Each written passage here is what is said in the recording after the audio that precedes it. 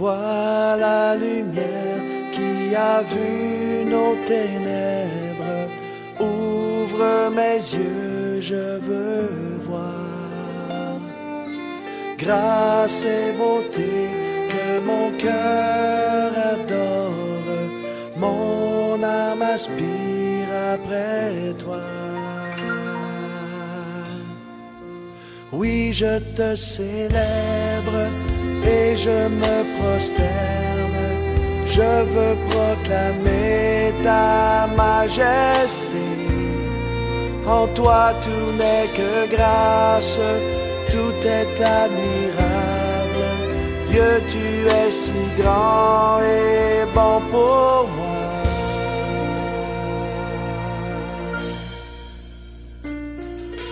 Roi de tout temps, vers toi vont nos hommages, la gloire au plus haut des cieux. Sur cette terre, tu t'es fait misérable, humble et petit par amour. Oui, je te célèbre et je me prosterne, je veux proclamer ta majesté. En toi tout n'est que grâce, tout est admirable. Levez la main, levez la main, levez, levez, levez. Très bien. Bonsoir à tout le monde. Oui. Bonsoir, Père. Et bienvenue à cette première soirée sur l'encyclique Fratelli Tutti.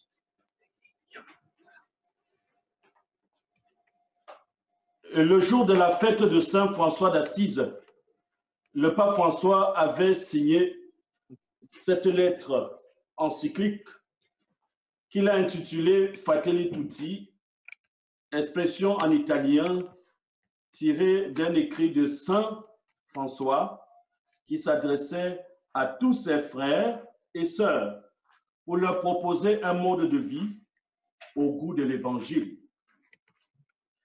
Dans l'introduction de cette lettre, le pape livre son rêve de fraternité et d'amitié sociale.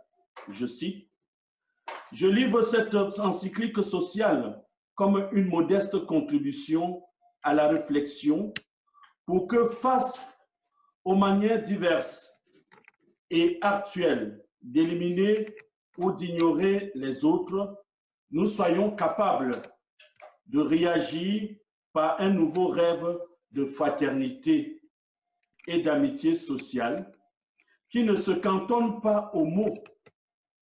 Bien que je l'ai écrite à partir de mes convictions chrétiennes qui me soutiennent et me nourrissent, j'ai essayé de le faire de telle sorte que la réflexion s'ouvre au dialogue avec toutes les personnes de bonne volonté. » Fin de citation.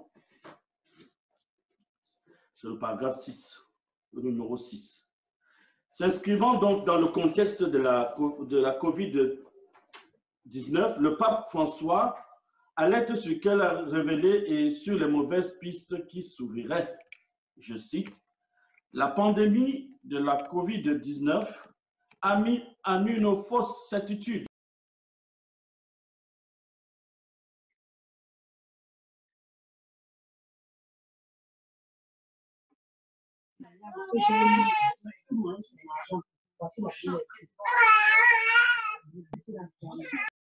On n'entend plus. Ton micro est coupé, Guillaume.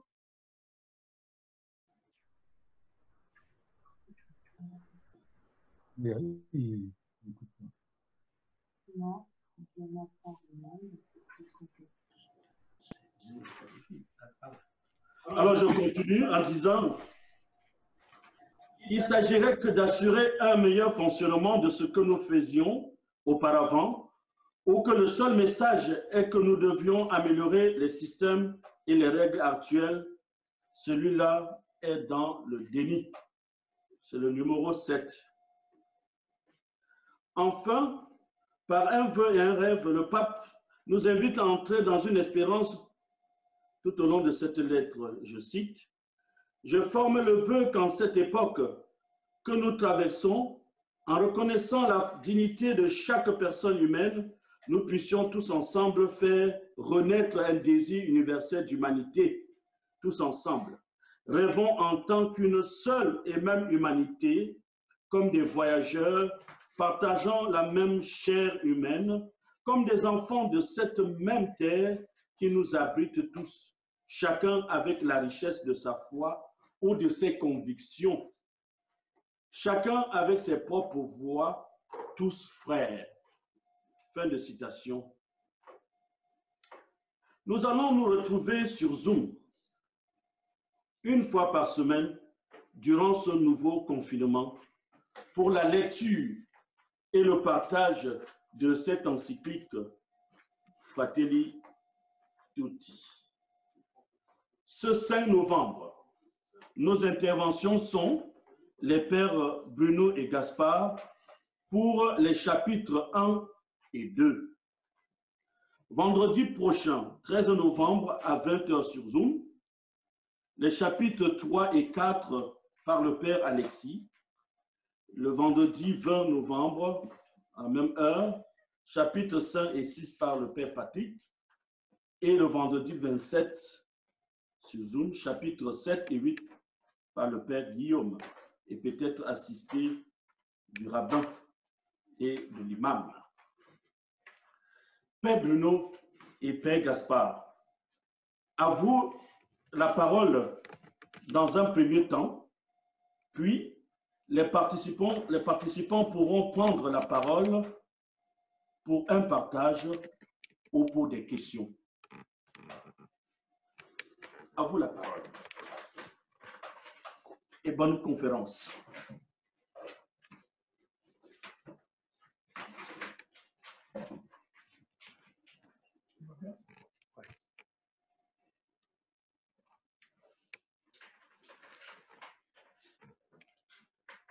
Donc, je voudrais d'abord que nous prenions conscience de ce que nous sommes en train de faire. Nous sommes réunis ensemble pour lire un texte du pape de Rome qui a été publié le mois dernier. Est-ce que vous réalisez que ce texte du pape a déjà été traduit dans des dizaines de langues? Est-ce que vous réalisez qu'il est diffusé à travers le monde?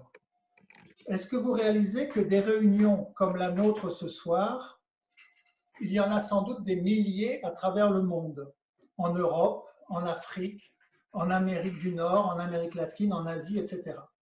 L'Église catholique, c'est vraiment un réseau mondial qui veut contribuer à l'unité de toute l'humanité. Quel est le rôle du pape? Quelle est la mission du pape? C'est de veiller à l'unité entre toutes les communautés chrétiennes du monde. Il le fait en animant le dialogue entre toutes les églises locales, en particulier en faisant vivre la communion entre les évêques du monde entier. Mais surtout, il veille à l'unité du corps de l'Église, en veillant à ce qu'elle soit toujours animée par l'esprit du Christ, l'esprit de l'Évangile, car c'est le Christ qui peut faire notre unité. Alors, comment le pape exerce-t-il sa mission? Eh bien, par des actes et par la parole, comme le faisait Jésus, et comme nous essayons nous aussi de le faire chacun d'entre nous, par les actes et par la parole. Les actes du pape, ce sont par exemple ces voyages qui attirent l'attention de l'opinion publique sur telle ou telle région du monde qu'on risquerait d'oublier.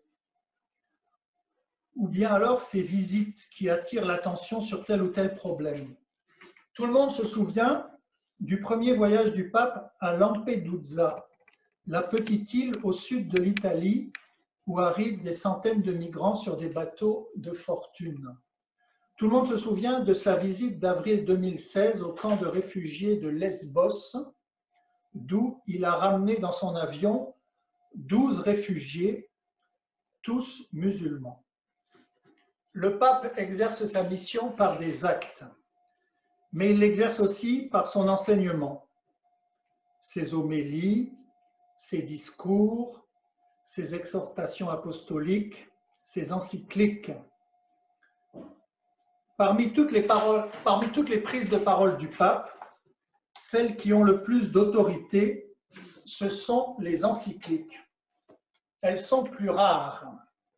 Ce sont des textes approfondis qui font référence, et je dirais qu'ils font référence pendant des dizaines d'années.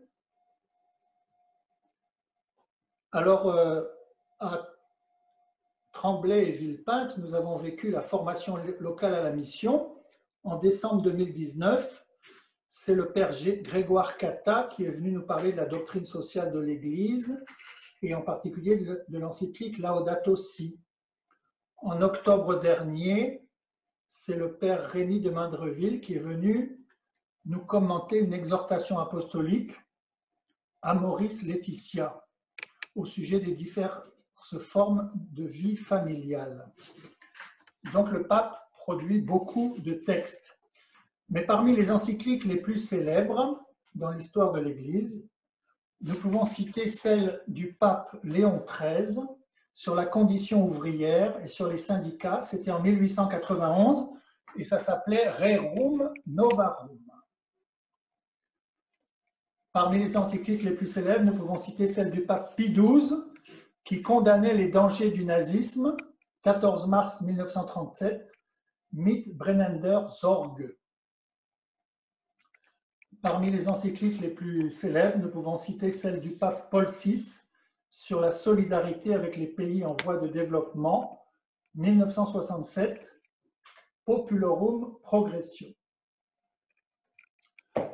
Donc l'encyclique que nous commençons à étudier aujourd'hui, c'est la troisième qui a été signée par le pape François en 6 ans.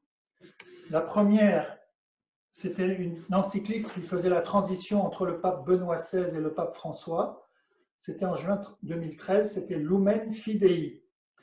La deuxième encyclique du pape François est bien connue, Laudato Si, en 2015. Et voici donc la troisième, Fratelli Tutti. Donc, elle se compose de 8 chapitres en 287 paragraphes. Et ce soir, nous allons donc, comme l'a dit Guillaume, vous présenter le premier et le deuxième chapitre. Mais avant ce premier chapitre, il y a d'abord une introduction qui fait 8 paragraphes. Dans cette introduction, je remarque que d'habitude, les papes, dans les encycliques, font des citations de l'Évangile, des citations de la Bible, et souvent ils se réfèrent aux écrits de leurs prédécesseurs, aux pères de l'Église. Et d'ailleurs, dans les encycliques, vous savez, il y a toujours beaucoup de notes, parce qu'on se réfère à tous les auteurs anciens. Tout ça, c'est des notes. Eh bien, ce qui me frappe dans l'introduction de cette encyclique, c'est que le pape se réfère d'une part à un saint de la simplicité quotidienne, un saint de la simplicité quotidienne, c'est-à-dire saint François d'Assise, et il se réfère d'autre part dans cette introduction à sa rencontre avec le grand imam d'El-Azhar en Égypte, qui s'appelle Ahmed El-Tayeb. Je ne dis pas que l'encyclique ne va pas se référer aussi à l'Évangile, bien sûr, mais dans l'introduction, le projecteur est placé ailleurs. Comme si l'essentiel n'était pas la doctrine, la théorie chrétienne, mais l'essentiel serait la mise en pratique de l'amour qui vient de Dieu. Et donc le pape l'exprime 4 fois dans cette courte introduction. Son encyclique est un appel à la fraternité et à l'amitié sociale. Comme le dit le titre, toute Fratelli tutti, ça veut dire nous sommes tous frères.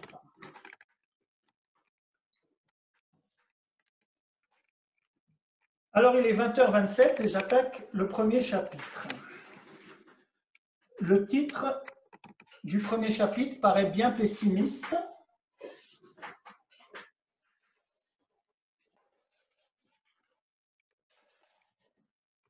Les ombres d'un monde fermé.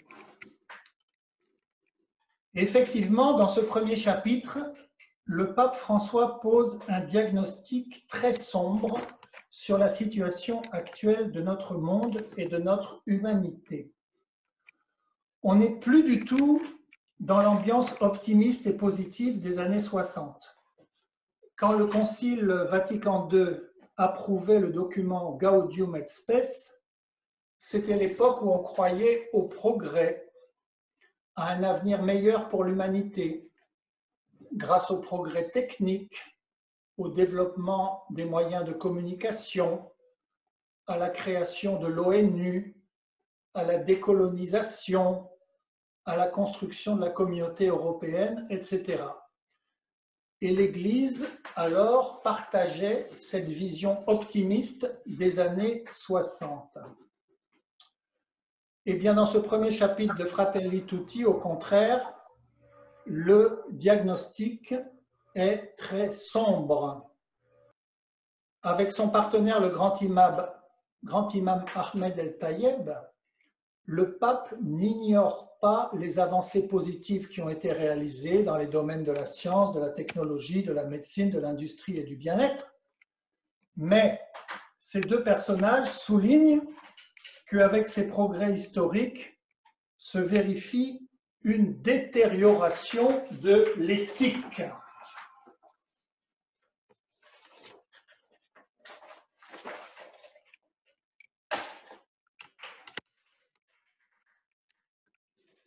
Il constate une détérioration de l'éthique, un affaiblissement des valeurs spirituelles et du sens de la responsabilité. Et de plus, ils attirent l'attention sur l'injustice et l'absence d'une distribution équitable de ressources naturelles, et aussi sur les crises qui peuvent laisser mourir de faim des millions d'enfants. Donc, à quoi servent le progrès technique et le développement de l'économie si le niveau de conscience morale régresse pendant que les injustices deviennent gigantesques?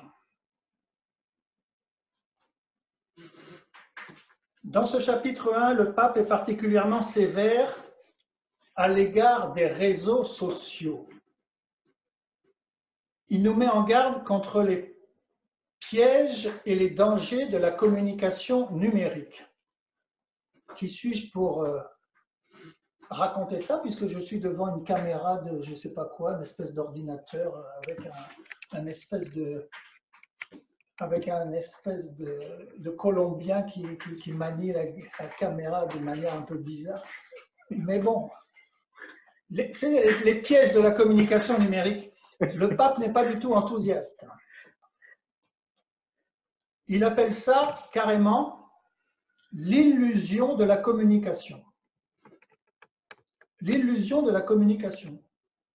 Parce que sur les réseaux Internet, on ne recherche que les informations qui nous sont agréables. On ne cherche que les opinions qui nous confortent dans notre manière de penser. Et on a tendance à n'être en relation qu'avec les personnes qui nous ressemblent et à faire une bulle rassurante avec eux. Où est la saisie de la réalité qui nous dérange? Ouais, mon frère Michel, je te vois là. Tu as l'air bien intéressé par ce que je dis.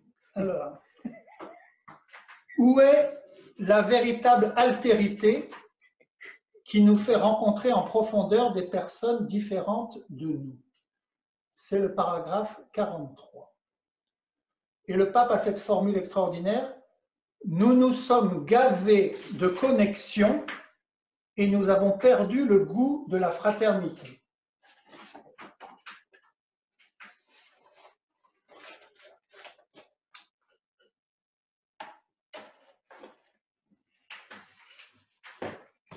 Vous voyez, la formule est quand même méchante pour les réseaux sociaux et la communication numérique.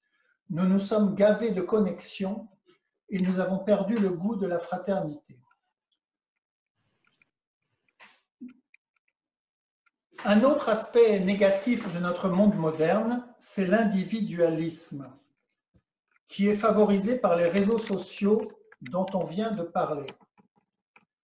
L'individualisme est aussi encouragé par le système économique libéral qui pousse chacun à être d'abord un consommateur. Moi, je cherche ma satisfaction dans ma consommation. C'est une illusion de liberté. Attention, dit le pape, notre obsession du bien-être nous mène sur la pente dangereuse d'un schisme entre l'individu et son appartenance à la communauté humaine.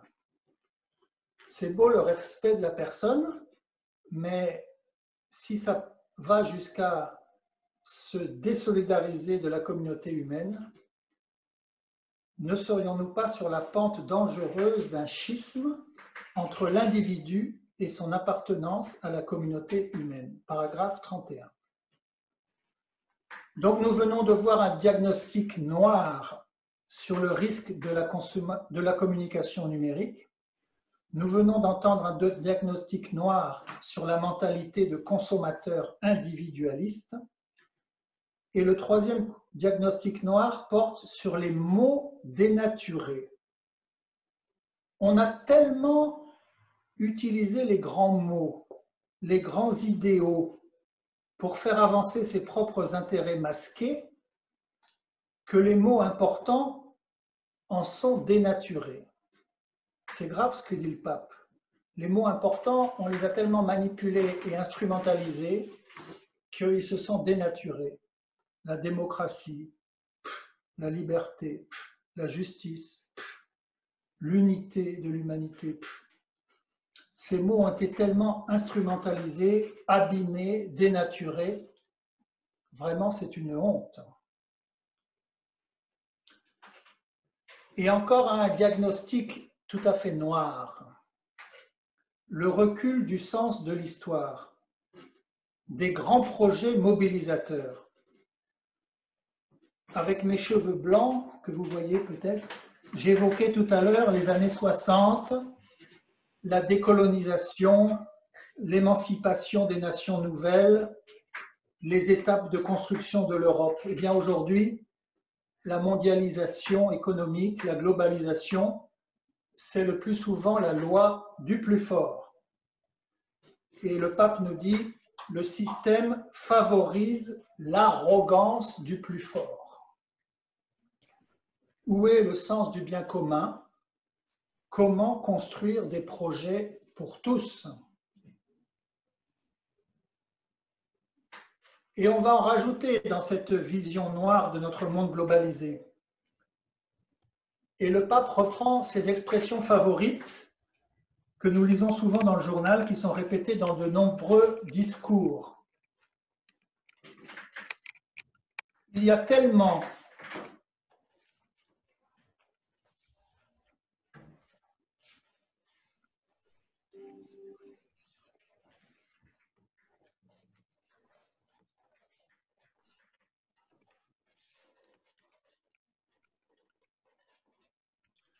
une expression que le pape a déjà utilisée de nombreuses fois dans ses discours. Il y a tellement d'injustice et de violence dans ce monde qu'on pourrait dire que nous vivons une troisième guerre mondiale par morceaux. Une autre expression que le pape emploie souvent,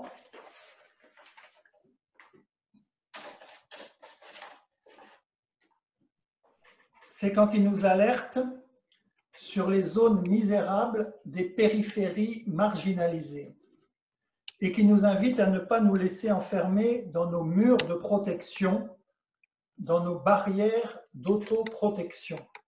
C'est le paragraphe 4, c'est le paragraphe 27.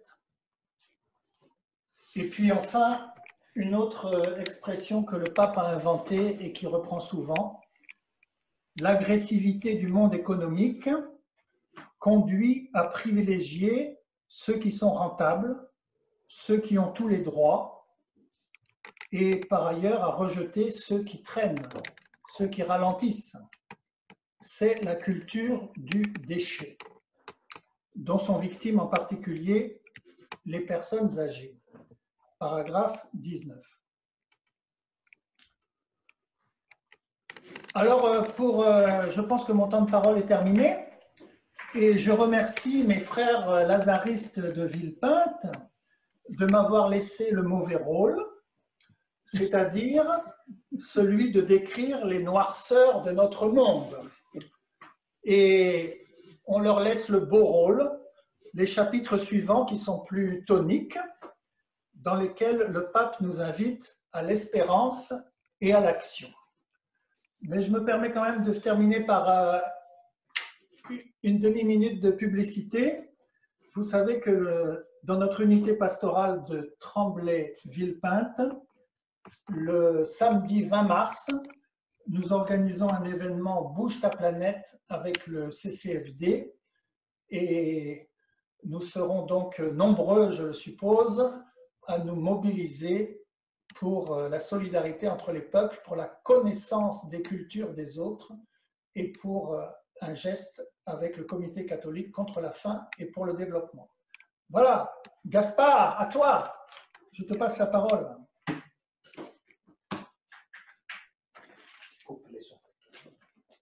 Bonsoir à tout le monde.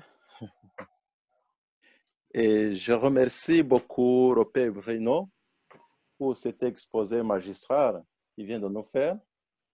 Il nous a présenté le tableau noir de ce monde qui a été présenté dans l'encyclique du pape Fratelli Tutti. Et moi, je m'en vais pour vous présenter le deuxième chapitre qui est comme un remède qui est proposé pour soigner ce monde qui est malade. Le deuxième chapitre s'intitule « Un étranger sur le chemin ». Et pour décrire la situation d'un étranger sur le chemin de notre vie, bien sûr, le pape François est allé puiser dans l'enseignement de Jésus. Il veut présenter le monde actuel à la lumière de l'Évangile. Il trouve dans la parabole du bon Samaritain, il trouve que la parabole du bon Samaritain peut interpeller notre monde aujourd'hui qui vient d'être décrit par le Père Bruno, bien sûr, dans le premier chapitre. Et le pape François fait remarquer que cette parabole part d'une situation d'exclusion. En effet, peu de temps après la création, l'humanité a été blessée par le péché, ce qui a entraîné l'inimitié entre les frères. Caïn, qui tue son frère Abel, c'est ainsi que le péché a commencé c'est ainsi que l'homme a commencé à se dérober de sa responsabilité de prendre soin de son semblable. Suis-je le gardien de mon frère? C'est la question que Caïn pose à Dieu quand il lui demande où était son frère. Et pourtant, le fait d'avoir Dieu pour le Père à nous tous devrait nous unir malgré nos innombrables différences. Les différences qui ressemblent aux différences des sons produits par un instrument de musique pour une belle mélodie si les sons sont bien accordés. Devant une situation d'exclusion qui naît du péché, le commandement d'aimer son prochain comme soi-même est apparu dans la culture juive. Cependant, la compréhension de ce commandement se limitait au prochain de la même nation. Avec le Nouveau Testament, Jésus élargit le cœur de manière à ne pas exclure l'étranger. Nous sommes invités à agir comme Dieu le Père des cieux, lui qui fait lever son soleil sur les méchants et sur les bons. Matthieu chapitre 5, verset 45. En conséquence, Jésus nous demande de nous montrer compatissants comme notre Père est compatissant. Luc chapitre 6, verset 36. On n'est plus enfermé dans des cercles de personnes d'une même appartenance.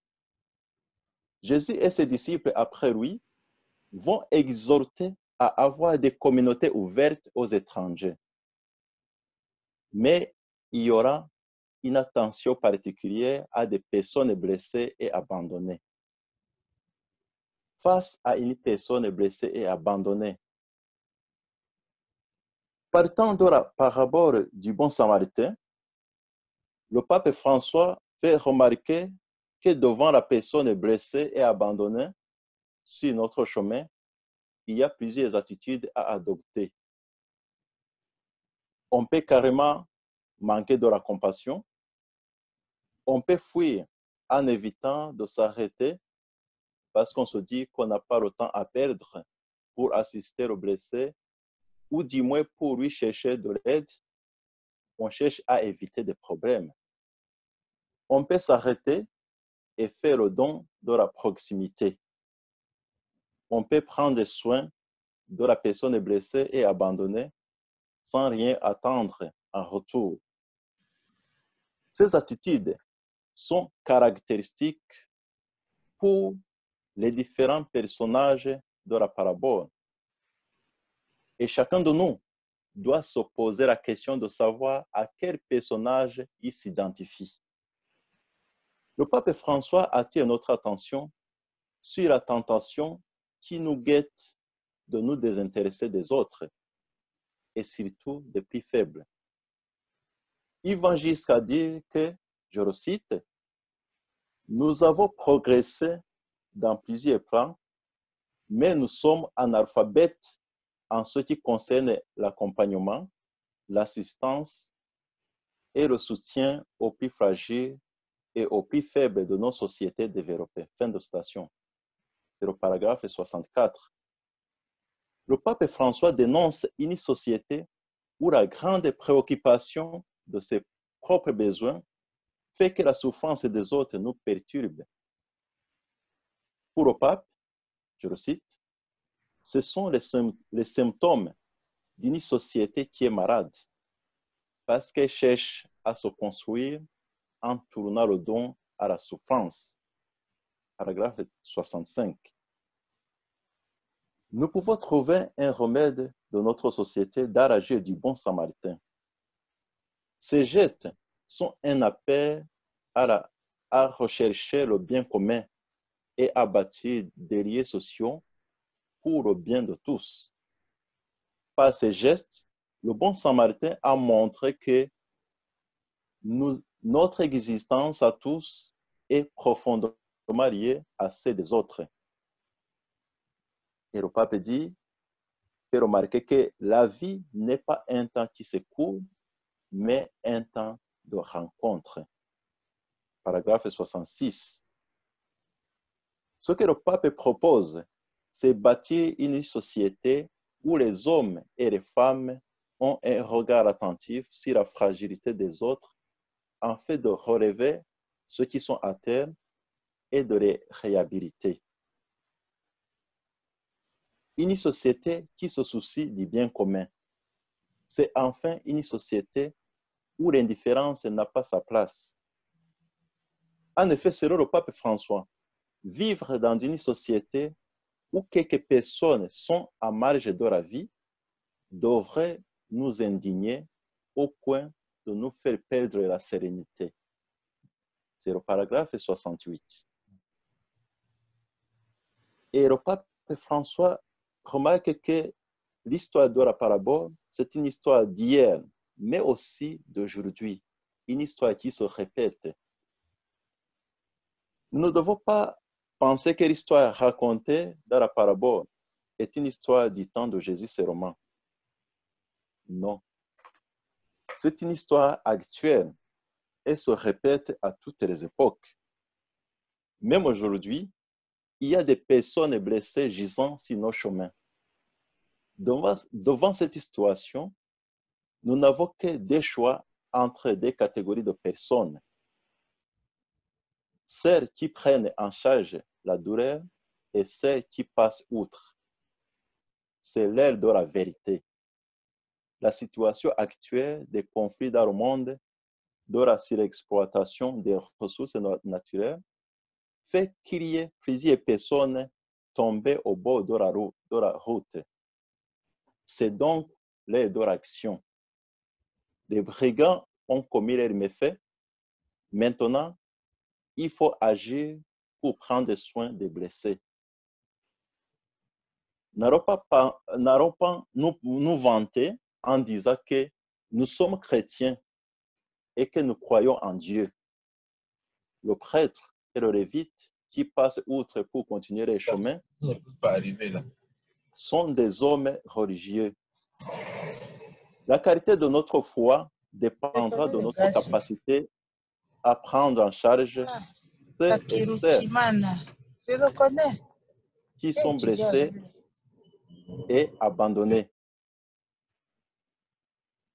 Le pape attire notre attention pour ne pas tomber dans le piège de l'imposture dit tout va mal et qui a pour réponse personne ne peut y remédier. Que puis-je faire? Penser ainsi, c'est alimenter la désillusion et le désespoir, ce qui n'encourage pas un esprit de solidarité et de générosité. On peut le trouver dans le paragraphe 75. Pour agir, nous ne devons pas tout attendre de nos gouvernants. Ce serait infantilisant. Soyons partie prenante de la réhabilitation et de l'aide aux sociétés blessées. Je pense que l'appel à l'aide au Liban était une bonne occasion pour nous. Et chacun de nous a répondu à sa mesure, même si les organisateurs ont dit que ça ne suffisait pas, mais j'espère qu'on a fait un geste qui convenait. Donc, on peut faire encore plus. Et pour le pape François, les difficultés qui semblent énormes sont une opportunité pour grandir et non une excuse à une tristesse inerte qui favorise la soumission. Paragraphe 78. C'est vraiment comme le bon Samaritain qui a eu besoin de l'aubergiste pour prendre soin de l'homme blessé. Nous avons besoin de travailler ensemble. C'est le nous qui doit être mis en valeur et non le je. C'est toujours au paragraphe 78. Et le pape François propose une fraternité universelle. Par la parabole du bon Samaritain, Jésus invite à dépasser la mentalité qui veut que notre charité se limite au cercle de la famille, des amis ou même de la nation. C'est pourquoi il ne nous invite pas à nous demander qui est notre prochain, mais plutôt à nous faire proches et prochains. Paragraphe 80. Ce qui est proposé, c'est être présent aux côtés de celui qui a besoin d'aide, sans se soucier de savoir s'il fait partie s'il fait partie ou non du même cercle d'appartenance. Et alors, des motivations pour construire cette société, cette communauté où il y a une vie inclusive. C'est ces motivations que je vais présenter qui m'amènent même à la conclusion. En conclusion du deuxième chapitre de Fratelli Tutti, il convient de nous poser la question de savoir quelles sont les motivations pour une vie inclusive ou pour une fraternité universelle. Le pape évoque des motivations d'ordre évangélique. Il rappelle la parabole de Jésus. Il rappelle la parole de Jésus.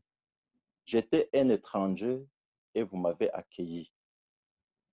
Et il ajoute cette autre parole de Saint Paul apôtre, « Réjouissez-vous avec ceux qui sont dans la joie, pleurez avec ceux qui pleurent. » Romains chapitre 12, verset 15. Donc, on reconnaît le Christ dans chaque frère abandonné et exclu, et en même temps, on s'identifie à l'autre à travers lequel on découvre que nous formons une même chair. Pour nous les chrétiens, nous savons que le Christ a versé son sang pour toute l'humanité. Nous avons aussi la Trinité comme modèle de notre vie commune. Ce sont des raisons suffisantes pour promouvoir une vie qui évite toute forme d'exclusion, une vie attentive aux blessés de la vie et aux abandonnés. C'est en gros ce que j'ai pu relever pour le deuxième chapitre. Il a dit beaucoup de choses, mais j'ai essayé de faire un petit résumé pour vous donner le goût d'aller approfondir et de lire en long et en large. Je vous remercie à tous pour votre attention.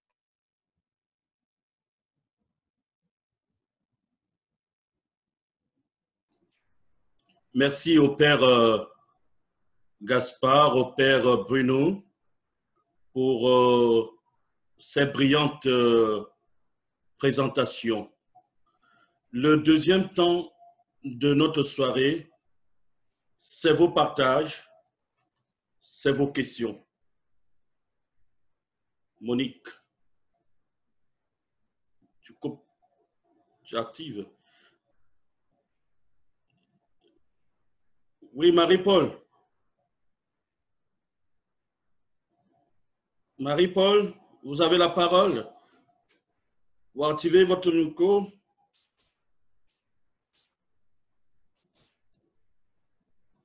Très bien d'activer la caméra aussi. Activez micro et caméra, Marie-Paul. Guillaume, tu peux le faire toi-même, hein?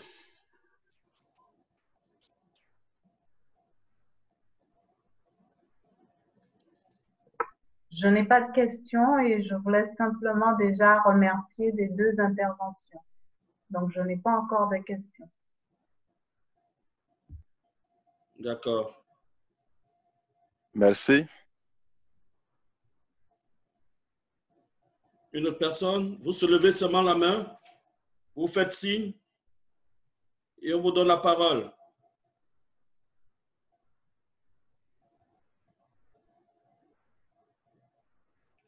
Oui, Josie.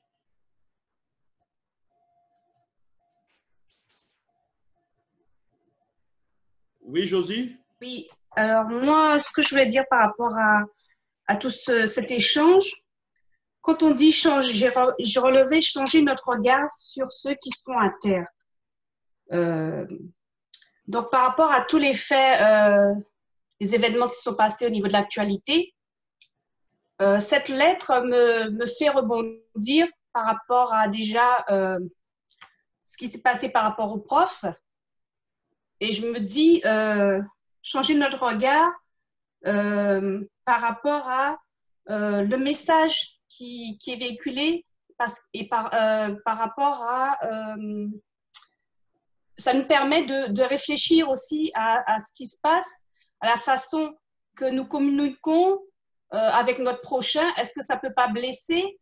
C'est ça, ça a changé son regard par rapport à ça. Ça veut dire de ne pas se dire tout de suite que, en fait, porter un jugement négatif totalement, mais dire aussi, non, enfin, je voulais dire, c'est plutôt, ça doit nous emmener à réfléchir, c'est-à-dire, voilà, ce qui s'est passé au niveau humanité, est-ce que nous n'avons pas notre façon, est-ce que nous ne pouvons pas chercher notre manière de véhiculer les choses pour que ça ne puisse pas blesser notre prochain et pour ne pas arriver au point que ce qui s'est passé par rapport aux profs, par exemple. Enfin, moi, ça m'a interpellée par rapport à ça. Je me dis, est-ce que le fait d'avoir des caricatures, est-ce que pour certains, c'est rien, mais pour d'autres, ça peut blesser et amener à la violence. Alors, changeons nos regards par rapport à ça. Mais si nous, certaines personnes, ça ne les blesse pas, mais peut-être d'autres, ça les blesse. Et est-ce qu'on ne peut pas, là, qu'est-ce qu'on peut faire par rapport à ça pour que demain, on ne puisse pas se retrouver encore dans cette même situation? Après, le bon samaritain, ça me fait penser un petit peu à ce qui se passait au niveau de l'Église. C'est vrai que ça a touché tout le monde, mais aller aussi plus loin, c'est-à-dire cette personne qui a tué, est-ce que aussi on ne se dit pas, nous sommes tous un maillon de la chaîne en fait. Quel a été aussi nous, notre rôle en tant qu'individu, parce que ce jeune homme, je pense, il est né déjà avec de bonnes intentions, au fur et à mesure, il est parti dans le mauvais chemin, mais qu'est-ce que nous, en tant qu'humains, nous avons fait pour éviter ça? C'est-à-dire, je suis une première chaîne, je fais du bien à mon prochain, le fait que l'autre voit que je lui fais du bien, ça lui donne envie de faire du bien, et ça continue à suivre.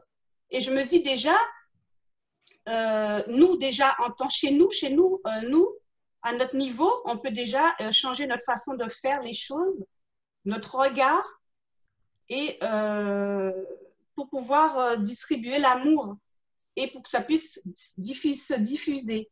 Et demain, peut-être ces gens qui ne sont pas bien, ils n'iront pas vers le mal parce qu'ils vont retrouver quelqu'un qui aura une petite attention pour eux, qui éviteront qu'ils aillent jusqu'au désespoir.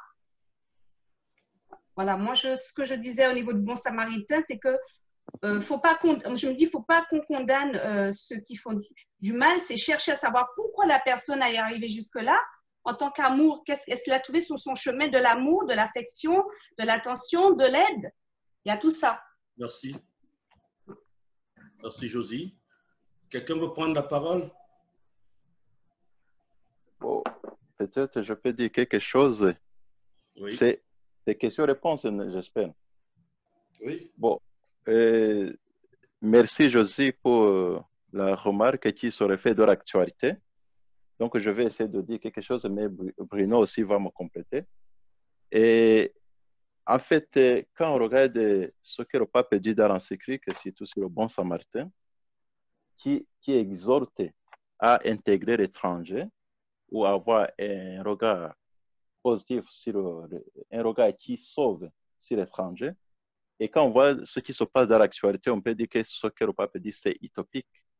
Parce que ça semble être comme une naïveté, mais c'est aussi une manière de nous dire de ne pas directement voir le mal quand on trouve un inconnu, un étranger. Et parce qu'aujourd'hui, avec ce qui arrive, les attentats qui sont commis dans notre société, on peut se dire directement, l'étranger, c'est le danger, c'est celui qui vient nous faire, qui vient décapiter, qui vient violer, bon, des choses comme ça.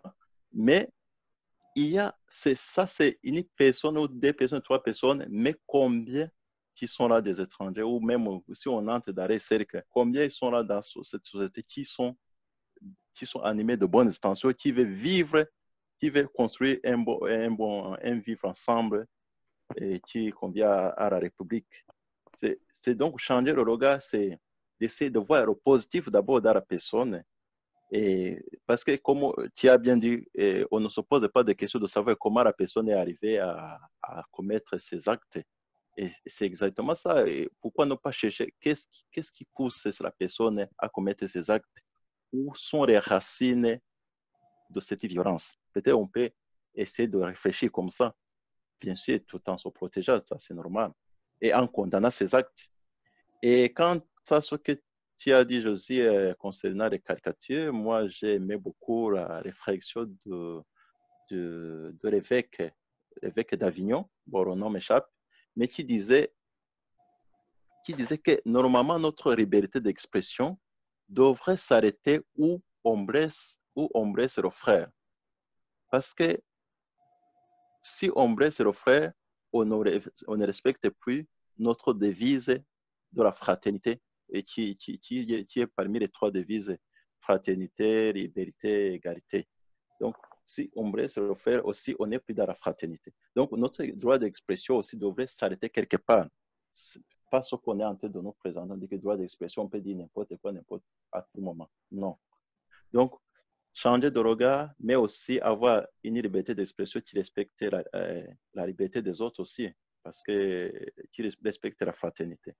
Merci, j'espère que Père Bruno peut-être peut me compléter pour Père Bruno, tu veux dire quelque chose? Vous m'entendez? Oui. Vous m'entendez? Oui.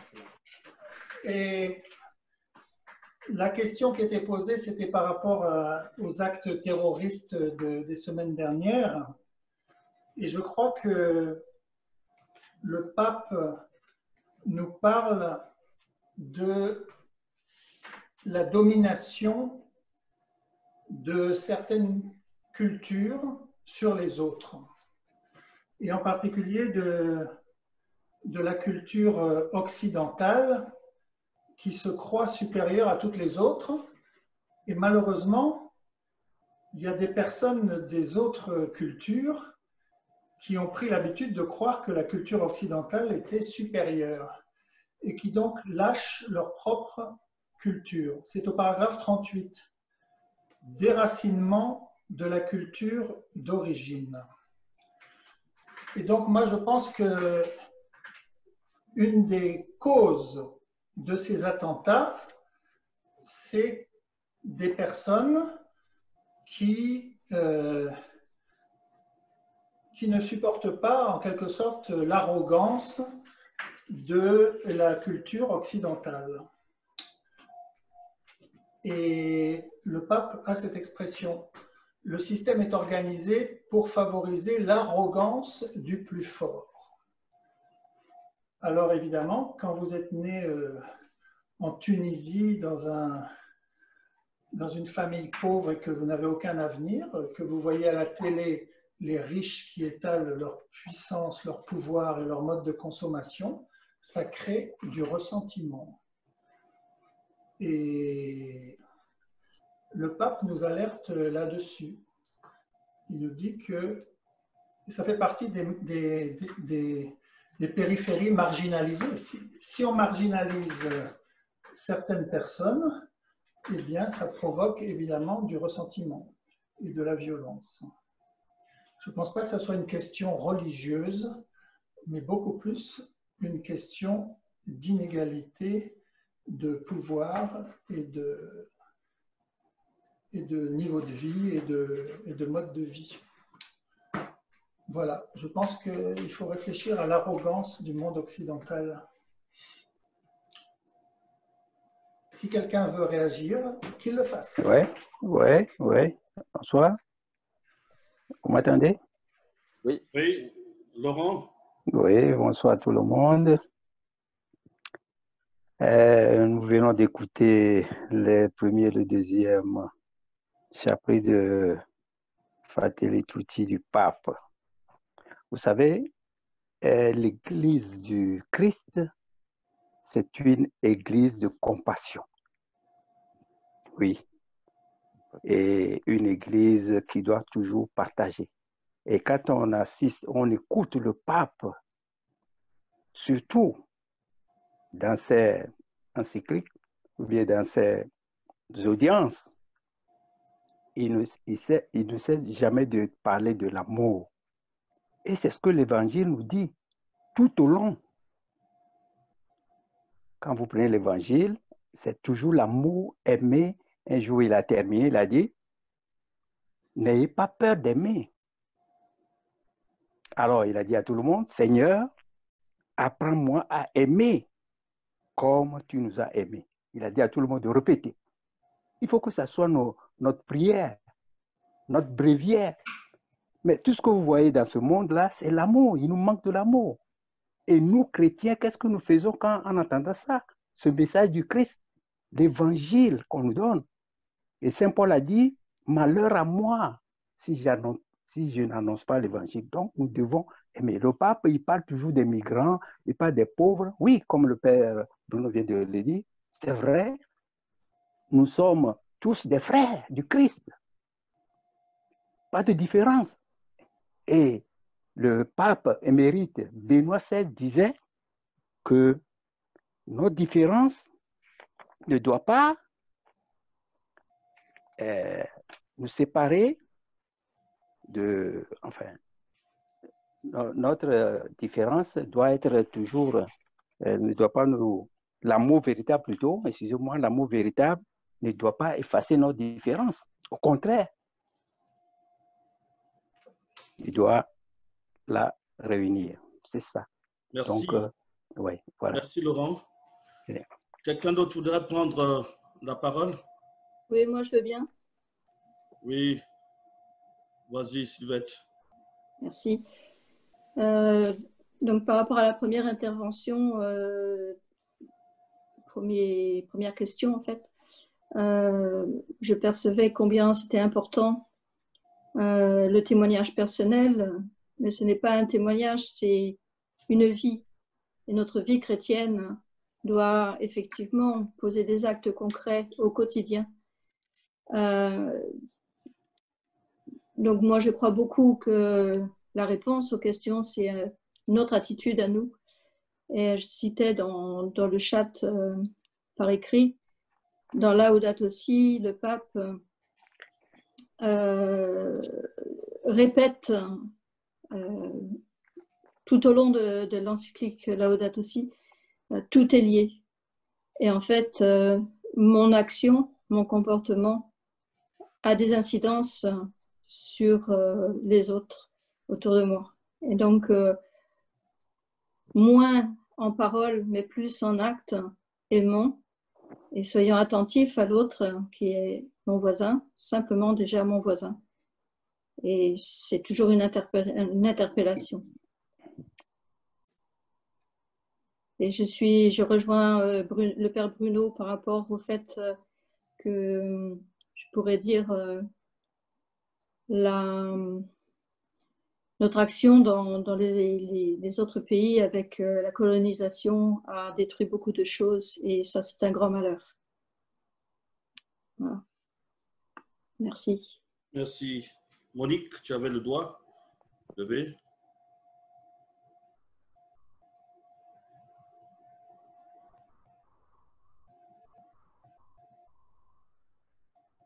Active son micro, Guillaume. Là, elle n'y arrive pas.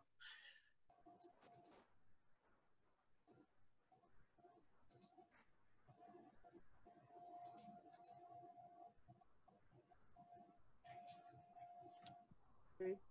Voilà, ça y est, merci. Bonsoir à tous et un grand merci au père Gaspard et au père Bruno pour leur exposé et pour nous avoir fait un résumé de ces deux premiers chapitres, tout aussi importants les uns que les autres. Le père Bruno disait que sa partie, elle était un peu difficile de faire ressortir les points noirs, je dirais, de l'actualité et de ce chapitre premier.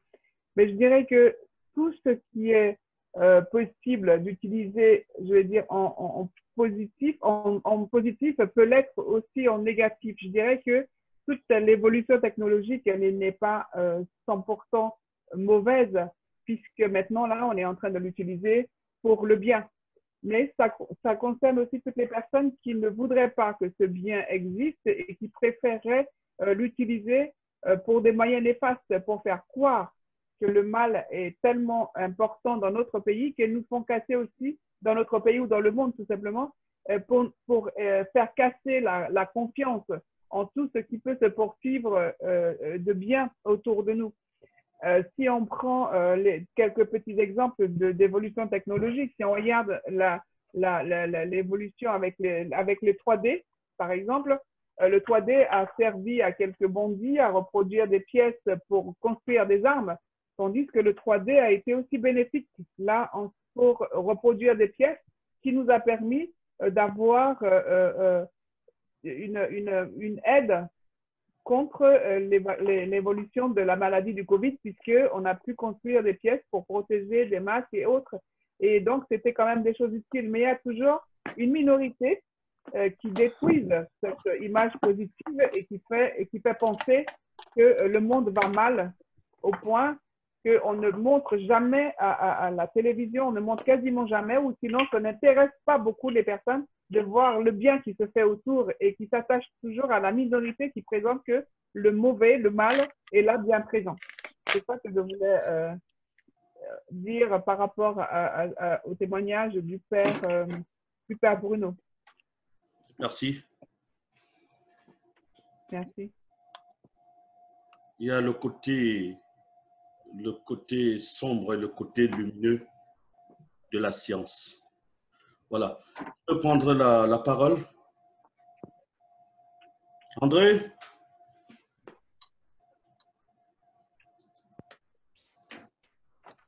J'ai des problèmes de surchauffe de mon ordinateur. C'est pour ça que j'avais coupé à un moment et il s'est craché. Voilà, on bon. Oui, je pense que moi, ça m'a fait vraiment très bizarre de lire un premier chapitre aussi noir. Franchement, je ne m'attendais pas à ça. J'ai pensé que c'était pas très habituel chez notre pape. Je pense qu'il s'adresse à des gens qui sont peut-être qu'il juge inconscient et alors il veut un peu noircir les choses pour nous alerter. C'est mon ressenti, quoi. Je trouve qu'en ce moment, on a beaucoup plus besoin d'espérance que de noirceur. Et en même temps, on est devant des phénomènes de mal qui nous dépassent complètement, parce que je pense que ce n'est pas du tout si simple de dire que c'est des jeunes qui ont souffert, qui se retrouvent terroristes. Je pense qu'il y a des organisations extrêmement puissantes derrière, avec beaucoup d'argent. Il y a une volonté de nuire et de bouleverser qui nous dépasse complètement. Donc, je pense qu'il faut comme accepter de ne pas trop le regarder, ce mal, parce qu'il peut aussi nous détruire, nous fasciner, et éduquer les jeunes à distinguer ce qui est vraie information et ce qui est manipulation. Il y a parmi nous des manipulateurs et des fois des gens très proches qui utilisent notre fragilité. Donc, il y a une question d'éducation. Alors, c'est peut-être ce que le pape veut faire. Alors, il faut qu'on lise la suite sûrement pour comprendre quels sont quand même les espoirs qui relèvent de la foi. C'est-à-dire que le mal n'est jamais vainqueur du monde, puisque le Christ a sauvé le monde. Mais je ne sais pas trop comment, parce que je n'ai pas fini de lire. Donc, j'attends la suite avec impatience. D'accord, merci. Je peux dire un mot ça à la suite d'André, parce que c'est juste au numéro 75, là où le pape dit et nous invite à ne pas tomber dans un piège qu'il appelle imposture du tout va mal. Et il a dit qu'il y a pour réponse, personne ne peut y remédier, que puis-je faire? Donc, c'est ça qu'il faut éviter de tomber dans ce piège. Donc, on fait ce qu'on peut faire à son mesure, mais sans considérer que comme tout va mal, bon, on ne peut rien faire, donc on reste. Et parce qu'en pensant ainsi, on alimente le désespoir et la désillusion, donc ce qui n'encourage pas la solidarité et la générosité. C'est au numéro 75, donc il faut ne pas tomber dans ce piège du tout va mal. Et je pense aussi que le pape a voulu aussi toucher la réalité, dire des choses hein, avec des mots aussi forts pour que nous puissions prendre conscience. Ne pas se voiler les yeux de voir la réalité. Bon. Donc, je pense que aujourd'hui, on a besoin aussi de se dire des choses qui ne vont pas. Il faut nommer. Ouais. C'est un peu comme... le mot socialité, par exemple. Bon, qui veut prendre la parole? Deux prises de parole et puis nous allons vraiment clôturer cette soirée, cette belle soirée. je vais dire avec vos quelque chose. participations. Ça nous Oui, encourage. je Et vais puis, vous pourrez dire- aussi nous dire comment vous avez trouvé. Au niveau technique, nous, on est encore des amateurs. Mais Ouais. au fur et à mesure, les choses vont s'améliorer. Il y a beaucoup de sujets dans le. C'est ça. Oui, Jacqueline, tu veux dire quelque chose? Oui, je voulais juste te dire que moi, je suis d'accord, il ne faut pas se voiler la face et il faut regarder les choses en face et les nommer. Il ne faut pas être bisounours, quoi. Les choses, elles existent telles que le pape l'a décrit et on a à travailler à l'amélioration, bien sûr, chacun où on est, et comme disait Sylvette tout à l'heure, par notre vie, par notre témoignage, mais pas par des grandes paroles. Et je crois qu'il faut, enfin, moi, ça me semble très important de nommer les choses et de pas se cacher la vérité. Et on est dépassé par des événements, tous ces événements qu'on vient de vivre, on est un peu dépassé par ça. Donc, bien sûr, il faut prier, mais ils existent, quoi. Voilà. Merci. Oui, moi, je voudrais prendre la parole aussi, parce que nommer les choses, c'est très important. Et je repense à une encyclique, je ne sais plus de quel pape, qui parlait des structures de péché. Oui. Et donc, il faisait toute une analyse de ce qu'étaient les structures de péché et qui faisait qu'une société, finalement, produisait des comportements et des fonctionnements qui étaient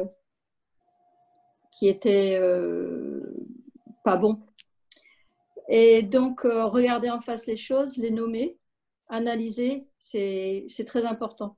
Et je pense que cette encyclique-là, elle est faite, elle est à destination de plus large que les chrétiens. Et donc, il y a plein de gens qui sont des acteurs de la société et qui sont amenés à la lire et qui comprennent bien ce qu'il en est. C'est ça. C'est ça que le pape parle. Il compte sur les hommes de bonne volonté. Et le père Gaspard voulait dire quelque chose tout à l'heure. J'ai vu dans son... Non, c'était juste pour compléter Sylvette, parce qu'elle se demandait ce qu'est pape. Je pense que c'est Benoît XVI de Caritas in Veritate. L'encyclique, c'est juste pour compléter ça. Si je ne me trompe pas. Patrick? Non, il ne faut pas laisser parler Patrick. Oui, merci beaucoup, Père Gaspard et Père Bruno. C'était vraiment très intéressant. Et j'ai apprécié aussi le fait, Bruno, que tu nous montres les couvertures des encycliques, Rerum Novarum et puis Mythe, je ne sais plus comment, contre le nazisme et le communisme. Ce qui est très intéressant, c'est que depuis effectivement Léon XIII, on a des pontifes qui sont extrêmement réalistes et qui dénoncent les réalités qui ne vont pas dans le sens de l'Évangile. Rerum Novarum, c'est dénoncer à l'époque le fossé qui se creusait effectivement entre les ouvriers et le patronat. Et c'est ce qui a conduit donc à la rédaction de Rerum Novarum. Et pour ce qui est de fraternité, le pape François a fait un choix extrêmement courageux.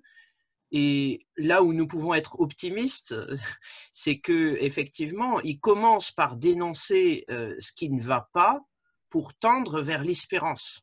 Hein, la suite des chapitres, d'ailleurs, le Père Gaspard l'a très bien mis en évidence, le fait que le chapitre 2 nous invite vraiment.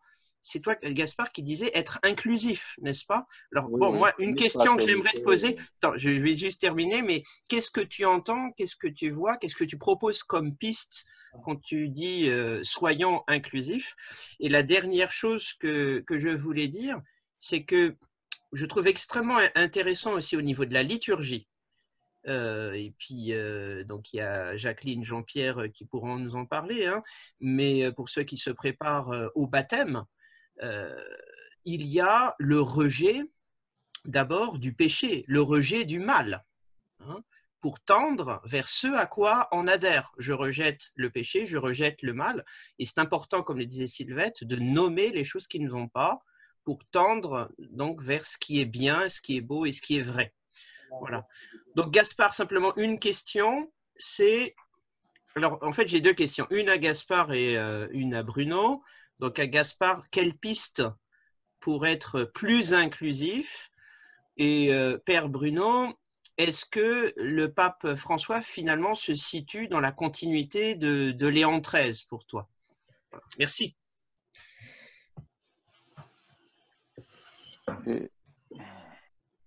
Père Gaspard? Merci, Père Patrick, pour la question.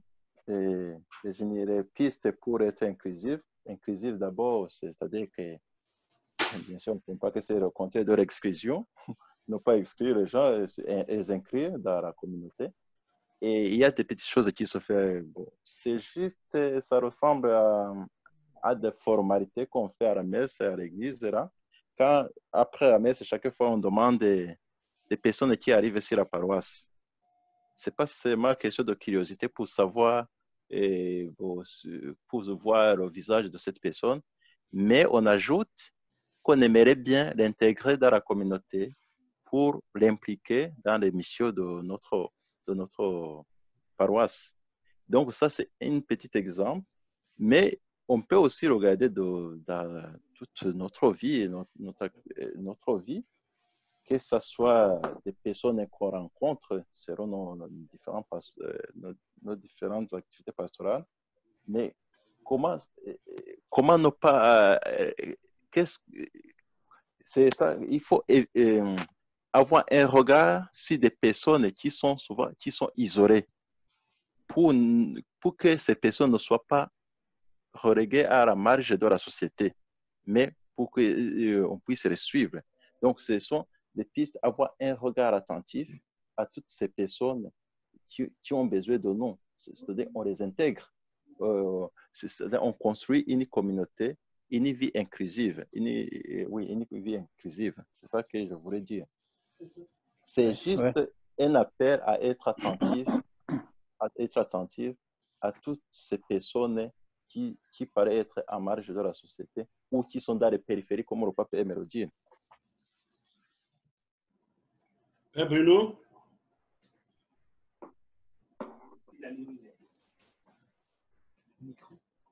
Voilà, j'ai activé mon micro.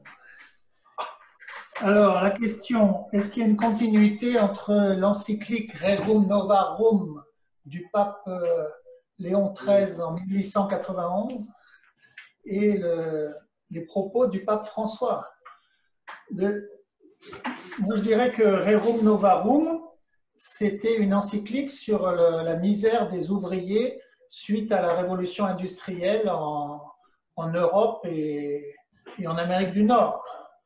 Et donc, c'était centré sur les problèmes sociaux de l'exploitation des salariés pour développer l'industrie. Et c'était centré sur l'Europe et l'Amérique du Nord. Ensuite, vous avez l'encyclique du pape Paul VI sur le développement des pays en voie de développement. Donc là, on élargit à la dimension internationale. Et ensuite, l'originalité du pape François, c'est que c'est vraiment un pape de la globalisation et de la mondialisation, parce qu'il nous montre sans cesse comment tout est lié. Les problèmes de respect de la planète sont liés aux problèmes du respect des plus pauvres dans l'humanité. Les problèmes du respect des marginaux et des périphériques dans les pays développés sont liés aux problèmes des pays pauvres. Les migrations relient tout ça. Donc, il y a une continuité dans le sens d'un élargissement de plus en plus grand. Avec Rerum Novarum, on était dans les zones industrielles de la révolution industrielle en Europe et en Amérique du Nord. Avec le pape François, on est vraiment dans la mondialisation des problèmes et dans la globalisation et des perspectives où toutes les questions sont imbriquées et reliées les unes aux autres. Ouais, bon. Merci. Oui. Bon, je pense que je vous laisse apprécier ce dernier moment. Et je veux simplement vous rappeler vendredi prochain, ce serait le chapitre 3 et 4. Vous avez le temps de lire, de feuilleter et de pouvoir aussi apporter votre contribution à cette lecture ensemble. Donc, je voudrais simplement vous dire merci. Merci d'être les nôtres sur ce plateau Zoom. Merci à vous. Merci. Jeudi ou vendredi? Vendredi. Vendredi. C'est vendredi. Redis-le parce que... C'est vendredi, je le dis, c'est vendredi. 13. Vendredi 13 novembre à 20h. L'anniversaire, le 13. Entendu. 20h. Jacqueline, Vous allez recevoir une invitation pour vous rappeler de cette soirée. En tout cas, à toutes et à tous, je vous dis encore merci. Merci à vous. Atelier, toutes. Merci. Tu disais quoi, Chantal? Je disais que tu pourrais peut-être... Oui. Mets ton micro parce que... Est-ce que tu... Vas-y. Je crois t'avoir entendu dire que tu avais des livres. Oui. À dispo. Ben, propose. Moi, j'en ai, j'ai acheté le mien, mais peut-être que d'autres souhaitent... oui, s'il y en a qui le désirent, ouais. Moi, j'en ai une vingtaine. Ok. Voilà. L'encyclique? Oui, oui. Parce que je les avais achetés pour les vendre à la forme, mais comme on n'a pas de réunion, je les ai dans mon coffre, donc je peux les... Voilà. Sinon, les 2 prochains chapitres seront envoyés aussi via WhatsApp et les réseaux sociaux, hein, pour ceux qui ne l'ont pas. Mais tu me casses ma baraque, toi. Ceci dit, moi, je préfère le lire dans le bouquin. On tape des mains ensemble. Oh, oh, oh. Merci à tout le monde. Ciao. Allez. Ciao. Offrons au Seigneur. Offrons au Seigneur. Reconnaissant. Non, mais c'était pas mal. C'était pas mal. Car il est bon, il est au-dessus de tout. Son amour durera jamais. Chantons. Chantons. Une main puissante qui donnera ton Dieu. Son amour durera jamais. Il nous donne une vie nouvelle. Son amour durera jamais. Chantons.